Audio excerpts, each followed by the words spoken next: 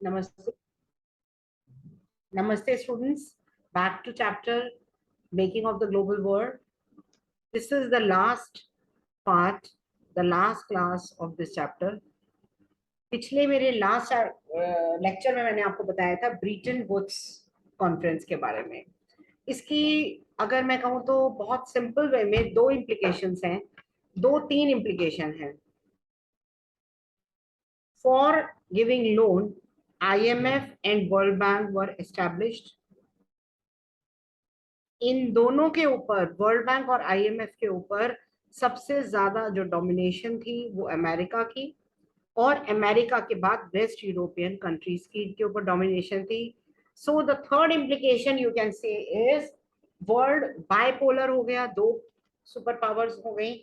And the first which was very much vigilant and very much evident was America, or second is Russia. So when the second world war ended, large part जो है world के वो colonial rule के अंदर थे। मतलब मैं बात कर रही हूँ 1945 की, और आपको पता है इंडिया को भी आजादी नहीं मिली थी। Over the next two decades मतलब 47 के बाद दो 20 साल लगा लीजिए आप, मतलब 1967। Over the next two decades जितनी भी कॉलोनीज थी एशिया और अफ्रीका की, वो फ्री हो गई, इंडिपेंडेंट नेशंस बन गए। पर उनमें प्रॉब्लम क्या थी? उनमें प्रॉब्लम ये थी पॉवर्टी की, लैक ऑफ रिसोर्सेस की। उनकी इकोनॉमीज जो थी, दे नेक्स्ट टू डेकेड्स में उनकी इकोनॉमीज हैंडीकैप थी for the long period of the British colonial rule. तो ये इंट्रोडक्शन है, ये डीकोलोनाइजेशन एंड इंडिपेंडेंस की। जब इनको डीकोलोनाइज हुई ये जितनी भी स्टेट्स हैं, मतलब आजादी मिली। देखिए नेचुरल है, जो रेस में पहले दौड़ेगा तो वो आगे रहेगा, and it is but natural. In the same way जब रेस में ये यूरोपियन कंट्रीज जो थी, they were much ahead than the Asian और अफ्रीकन कंट्रीज, बिकॉज इन कंट्रीज को वेस्टर्न यूरोपियन कंट्रीज ने अपना गुलाम बना लिया था। तो नेक्स्ट टू डेकेड जो थे वो फ्री हो गए, लेकिन इनके पास बहुत सारी प्रॉब्लम थी। सब कुछ जैसे कहते हैं ना, घर बिल्कुल किसी का एकदम से चोर डाकुओं ने आके सारा चुरा के ले गए।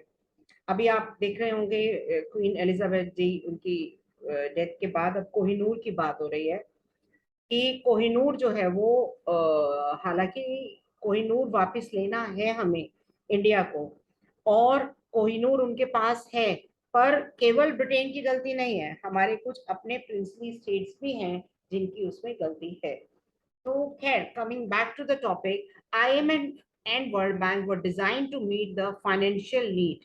मतलब इनको बनाया गया ऐसा कि ये एक्चुअली में दिखाने के लिए तो ये था कि ये गरीब नेशंस को लोन देंगे, लेकिन उनको डिजाइन ऐसा किया गया कि जो इंडस्ट्रियल कंट्रीज हैं, मतलब जो ऑलरेडी बहुत डेवलप्ड हैं, उनको और ज्यादा डेवलप करने के लिए ऐसे उनका डिजाइनिंग हुई कि वो और ज्यादा डेवलप हो जाए। मतलब जो रियल फैक्ट है वो मैं आपको बता रही हूँ कि रियल फैक्ट जो है वो ये था कि उन्हें और ज्यादा पावरफुल बना दिया ये IMF और वर्ल्ड बैंक ने। They were not equipped to cope, मतलब उनको ऐसा नहीं बनाया गया कि वो गरीब developing countries, under develop countries की पॉवर्टी की प्रॉब्लम को, उनकी लैक ऑफ डेवलपमेंट की प्रॉब्लम को डील करें। But as European and Japan rebuild their economies, धीरे धीरे करके जिन लोगों ने अपनी इकोनॉमीज को खड़ा कर लिया, उनकी इकोनॉमीज जो है वो IMF और वर्ल्ड बैंक पे डिपेंडेंट रही नहीं रह गई। और यूरोप एंड जापान, मतलब यूरोप आपको मैं बता दूं कॉन्टिनेंट है, और ये Europe is a continent, please don't forget Japan is a nation.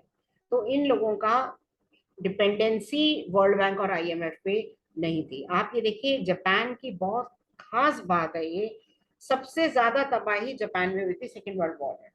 Hiroshima Nagasaki पूरा तबाह हो गया था। फिर भी आप देखिए कि आपके सामने ये सेंटेंस क्या कह रहा है, जापान ने एकदम से अपने आप को डेवलप कर लिया था। तो देखिए किसी भी कंट्री की नदियां, माउंटेन्स या उसके ओशंस, वो अपने आप से डेवलप नहीं करते। वी द पीपल ऑफ, आप देखते हैं ना प्रीएम्बल में, तो इट इज पीपल जो डेवलप करते हैं, और ये लोगों की ही ड्यूटी होती है। So from the late 1950s Bretton Woods institution, उनकी अटेंशन अब, जब ये यूरोपियन कंट्रीज को जरूरत नहीं थी, अब ब्रिटेन वुड की और जापान को जरूरत नहीं थी, अब उनको थोड़ा सा होश आया, उन्होंने अपनी अटेंशन शिफ्ट करी towards the developing countries. Developing countries को लोन देने के लिए या उनको ये बताने के लिए कि we have set up these two institution for you, जो कि सब एक दिखावा था। As colonies many of the less developed countries of the world western empires का पार्ट थी।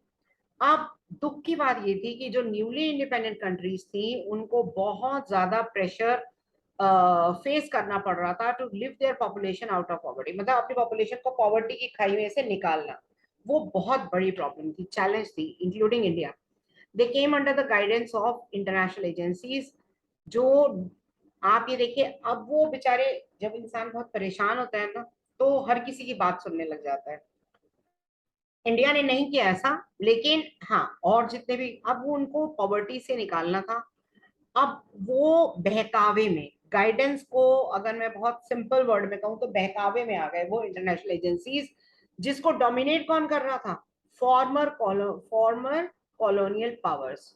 Even after many years of decolonisation, farmer colonial powers, उनका control अभी भी मिनरल्स पे रहा, लैंड पे रहा, कई ऐसी कंट्रीज के ऊपर जो उनकी किसी टाइम में कॉलोनीज थी।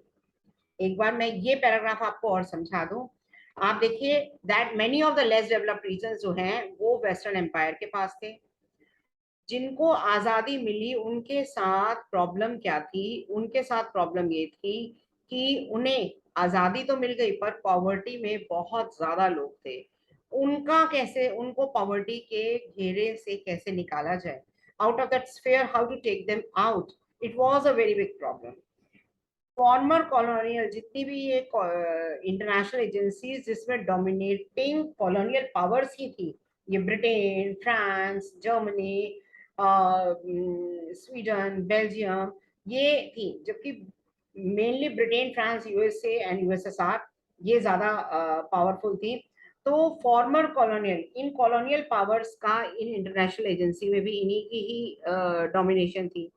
अब द फॉर्मर कॉलोनियल पावर्स, अभी भी कई ऐसी कंट्रीज जिनको आजादी तो दे दी पर उनकी जमीनों पे इनका कंट्रोल था, उनके मिनरल्स पे इनका कंट्रोल था, उनके रिसोर्सेज पे इनका कंट्रोल था।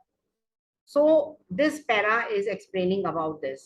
Large corporations of other powerful countries, for example USA, managed to secure rights to exploit developing countries natural resources very cheaply. अब ये एक बहुत ज्यादा बड़ी, मतलब अगर आप समझेंगे, मैं आपको समझाऊंगी तो आपको बड़ा खुद भी दुख होगा ये देखकर और पढ़कर आपको और समझ के। आप देखिए, जितनी भी, जैसे अमेरिका है, ऐसे लार्ज जो पावर्स थी, ये इन्होंने क्या करा, इन्होंने राइट्स ले लिए किस चीज के? टू एक्सप्लॉयट डेवलपिंग कंट्रीज की, डेवलपिंग कंट्रीज के नेचुरल रिसोर्सेस को एक्सप्लॉयट करने के अपने आप से इन्होंने अधिकार ले लिए, और बहुत सस्ते दामों पे, very cheaply they took these rights. और उन्हें पता भी नहीं चला, मतलब किसी के घर से चोरी भी हो गई, उसे पता ही नहीं चल रहा कि चोरी हो गई है। चोरी भी उन्होंने करी है तो किस उस पे कि इस प्रोटेक्स्ट पे, जैसे ये ब्रिटेन भी तो कहते थे, ब्रिटिशर्स क्या कहते थे कि we have come to civilise Indians, as if कि इंडियंस तो सिविलाइज है ही नहीं। सबसे पुरानी सिविलाइजेशन होने के बावजूद भी हमें ये कहा जाता था, in spite of that we were being called as, कि हमें ये कहा जाता था कि भाई हम सिविलाइज नहीं है। सो ऐसे ही अमेरिका, मतलब हमारे किसी के घर में कोई चोरी कर रहा है और वो ये घर वालों को पता ही नहीं है। At the same time most developing countries did not benefit, और डेवलपिंग कंट्रीज को नहीं बेनिफिट हुआ from the fast growth the western country. मतलब आप देखिए, वेस्टर्न इकोनॉमीज तो बहुत ग्रो कर रही थी 1950-60s में, लेकिन डेवलपिंग कंट्रीज को कोई फायदा नहीं हुआ। देयरफॉर डेवलपिंग कंट्रीज ने क्या किया, ये न्यू इकोनॉमिक वर्ल्ड ऑर्डर की बात हो रही है, ये भी एक शॉर्ट नोट बहुत इंपॉर्टेंट है, इधर आप को रिवीजन वीडियो में लिखवा दूंगी मैं। एंड उन्होंने क्या किया, जब उन्हें एहसास हुआ कि अब वो इस स्टेज पे हैं कि उनको तो कोई फायदा नहीं, हम तो बेवकूफ बन गए, they organized themselves as a group of 77, G77, to demand a new international economic order. By नियो दे मेंट सिस्टम जिसमें उनके नेचुरल रिसोर्सेज पे खुद का कंट्रोल रहेगा, more development assistant, fair prices पे रॉ मटेरियल मिलेंगे सारे मेंबर नेशंस को, और मैन्युफैक्चर गुड्स पे, मार्केट पे कंट्रीज का खुद का अपना ही कंट्रोल रहेगा. Now towards the last topic, that end of Bretton Wood end beginning of globalisation. Globalisation economics में भी पढ़ा है आपने. इंटरलिंकिंग, ग्लोब से वर्ड बना है, ग्लोब देखा है आप लोगों ने, ग्लोब से वर्ड बना है globalisation. Despite years of stable and rapid growth, पर पोस्ट वॉर पीरियड में ये जो स्टेबल और रैपिड ग्रोथ हुई थी, ये केवल उन्हीं कंट्रीज की हुई थी जो ऑलरेडी अमीर थे. अमीर कंट्रीज अमीर बनती जा रही थी, European countries, mainly western European. From 1960s the rising cost of its overseas involvement weaken. USA का जो फाइनेंस है, कॉम्पिटिटिव स्ट्रेंथ है, कमजोर हो गई. US dollar now no longer commanded confidence. अब यूएस डॉलर जो है वो प्रिंसिपल करेंसी नहीं रह गई थी. It could not maintain its value in relation to gold, मतलब केवल एक यूएस डॉलर नहीं थी. And this eventually led to the collapse of system of fixed exchange rate. अब फिक्स्ड एक्सचेंज रेट की जगह फ्लोटिंग एक्सचेंज रेट होने लगे. What is the difference between these two exchange rate? बहुत सिंपल वर्ड में समझा देती हूँ. देखिए, डॉलर और अगर आप रुपीस को कंपैरिजन करें तो इसके प्राइसेस जो है वो ऊपर नीचे होते रहते हैं. अभी तो खैर मतलब हमारा रुपी थोड़ा सा डाउन जा रहा है बिकॉज ऑफ जीडीपी हमारी अभी उतनी सफिशिएंटली ग्रो नहीं कर रही है. मतलब रोज जैसे शेयर मार्केट नहीं होती है, floating exchange rate. From mid 1970s international financial system बहुत इंपॉर्टेंट वेज में चेंज हुआ. मतलब मिड 1970s में ये इंडिया में बहुत मेजर चेंजेस आई थी इंपॉर्टेंट वेज में. Developing countries could now turn to international institution for loan and development assistance, but now they were forced to borrow from western commercial bank and private. अब developing countries जो हैं वो international institution की तरफ जब loan के लिए बढ़ी, पर उनको प्रॉब्लम ये थी कि उनको वेस्टर्न कॉमर्शियल बैंक, मतलब जो वेस्टर्न यूरोपियन कॉमर्शियल बैंक है, उनसे लेने पड़े.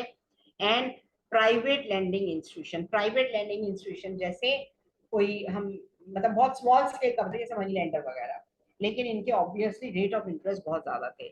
This led to the periodic डेब्ट क्राइसिस इन डेवलपिंग वर्ल्ड. अब इसके कारण क्या हुआ कि कई डेवलपिंग कंट्रीज जो हैं, क्योंकि वो लोन नहीं ले सकते थे आईएमएफ वर्ल्ड बैंक से, उनकी इंपॉर्टेंस कम हो गई थी. अब they were force to take loan from the private institution, और इसके कारण वो एक कर्ज के घेरे में आकर खड़े हो गए. they were now they were under debt crisis. The industrial world, आप देखिए, the industrial world was also hit by unemployment, जो इंक्रीज हो रही थी मिड 1970s में और 1990s तक हाई रही, और अभी आप देख रहे हैं यही सिचुएशन अभी भी है. देन इंडस्ट्रियल वर्ल्ड बहुत ज्यादा जो प्रॉब्लम हो गई थी वो अनएम्प्लॉयमेंट की हो गई थी 1970s के से लेके 1990s तक. From the 1970s, MNCs began to shift production operations to low-wage Asian countries. अब जो वेस्टर्न यूरोपियन कंट्रीज हैं उन्होंने इंडस्ट्रीज लगानी कहाँ शुरू कर दी? एशियन कंट्रीज में. क्यों लगानी शुरू कर दी? क्योंकि वहां पे लेबर बहुत चीप है. आप देखिए इंडिया में लेबर बहुत आसानी से और बहुत ही चीप रेट पर मिल जाती है. ये एक. China had been cut off war post. China देखिए पूरा आइसोलेशन में चला गया था, अगर आपको याद हो हमने पीछे ये चीज पढ़ी थी. China was cut off post world war economy में 1949 से, but new economic policies China की और सोवियत यूनियन का देखिए कोलैप्स हो गया था 1990s में. तो ये Soviet style communism in eastern Europe brought many countries world economy में, वो कंट्रीज दोबारा से आ गई जो पहले सोवियत यूनियन के अंडर थी, और they were not allowed to take their own decision economically, politically and otherwise. तो चाइना बिल्कुल कट ऑफ था वर्ल्ड से, लेकिन Soviet union, Soviet style communism in eastern Europe, काफी कंट्रीज दोबारा से वर्ल्ड इकोनॉमी में आ गई. वेजेस वर रिलेटिवली लो इन कंट्रीज. आप देखिए चाइना में मतलब लेबर क्योंकि बहुत ज्यादा थी ना. आप देखिए वो ये इकोनॉमिक्स का एक प्रिंसिपल हमेशा याद रखिएगा, जिस प्रोडक्ट का डिमांड सप्लाई भी ज्यादा होगी और डिमांड भी ज्यादा होगी तो ठीक रहेगा, लेकिन सप्लाई ज्यादा है डिमांड से तो प्राइस फॉल हो जाएगा और स्लटिंग ऑफ द प्रोडक्ट हो जाएगा। तो वेजेस और लेबर को सबसे ज्यादा नुकसान इसमें लेबर को होता है।